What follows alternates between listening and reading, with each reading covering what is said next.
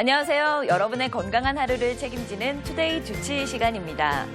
아이를 유치원이나 초등학교에 보낸 부모님들이라면 가장 신경 쓰는 것 중에 하나가 교우 관계가 아닐까 싶은데요.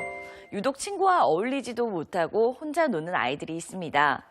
사회성이 없는 우리 아이, 어떻게 해야 할지 프라임한의원 천영호 원장님 모시고 자세히 알아보죠. 원장님 안녕하세요. 사회성이 없다는 게 구체적으로 어느 정도면 문제가 될까요? 사람을 두고 흔히 사회적 동물이라고 합니다. 누구나 사람에 대해 관심이 있고 같이 어울리고 싶은 욕망을 가지고 있습니다. 단지 처음에 낯선 친구와 어울릴 때 좀 더 적극적으로 다가가는 아이가 있는가 하면 소극적인 아이가 있을 수 있겠죠. 하지만 애초부터 친구에게 관심이 없어서 같은 공간에 오랫동안 있어도 놀지 않거나 노는 방법이 계속 서툴다면 사회성에 뭔가 문제가 있다고 보셔야 합니다. 네, 친구와 어울리지 못하는 혼자 노는 아이들, 혹시 자폐와는 관련이 없을까요? 자폐는 사회성 발달이 심각하게 지체된 상태를 말합니다. 쉽게 말해서 남과 아예 눈도 마주치지 않거나 언어 발달이 많이 미숙해서 제대로 된 대화가 불가능한 장애를 말합니다. 가족끼리는 정상적으로 이야기도 나누고 잘 지내는데 학교에서는 친구들과 어울리지 못하고 혼자 있는 아이들이 요즘 많습니다. 이것은 자폐가 아니고 의사소통 장애라고 불리는 것으로 다른 사람들과 의사소통이나 감정 전달이 매끄럽지 않은 장애입니다. 네, 의사소통 장애라니 굉장히 생소한데요. 구체적으로 설명해 주시죠. 의사소통 장애는 예전에는 아스퍼거라고 불렸던 병입니다.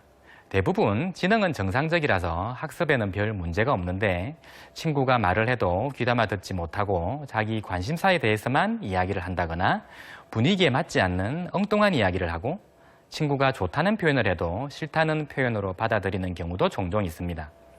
흔히 주변에서 4차원이라는 이야기를 듣기가 쉽죠. 네, 그런 건 일종의 성격 문제가 아닐까 생각이 되기도 하는데 치료로 호전이 될 수 있을까요?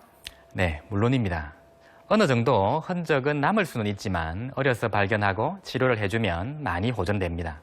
실제로 이런 아이들을 그대로 놔두면 사춘기를 지나면서 점점 더 외톨이가 되거나 학교를 그만두는 아이들도 있고요. 사회성이라는 건 성인이 될수록 삶의 질에 더 큰 영향을 미칠 수 있습니다. 사회에 진출하더라도 상사의 지시를 잘 이해하지 못해서 엉뚱한 일을 하게 되거나 학교뿐만 아니라 직장에도 적응하기가 어려워 사회에서 고립되기 쉽습니다. 네, 친구와 어울리지도 못하고 혼자 노는 아이, 어떻게 도와주면 좋을지 양육법도 좀 설명해 주시죠. 사회성이 부족한 아이들은 유치원 생활만 해봐도 어느 정도 표시가 납니다. 이런 아이는 학습에 무리하게 욕심을 내기보다는 애완동물을 키우거나 야외 활동을 더 많이 하고 서너 명 정도의 작은 소그룹을 만들어서 친구들과 자주 어울릴 수 있는 환경을 만들어주는 것이 좋습니다. 반면 전자기기나 게임같이 무생물을 이용한 놀이는 최대한 피하는 것이 좋습니다. 지금까지 도움 말씀 주신 프라임한의원 천영호 원장님 고맙습니다. 아이가 유난히 친구와 어울리지 못하고 의사소통이 어렵다면 단순히 성격 탓이 아닐 수도 있습니다. 적절한 치료를 통해서 얼마든지 개선될 수 있다는 것 기억하셔야겠습니다. 지금까지 투데이 주치의였습니다.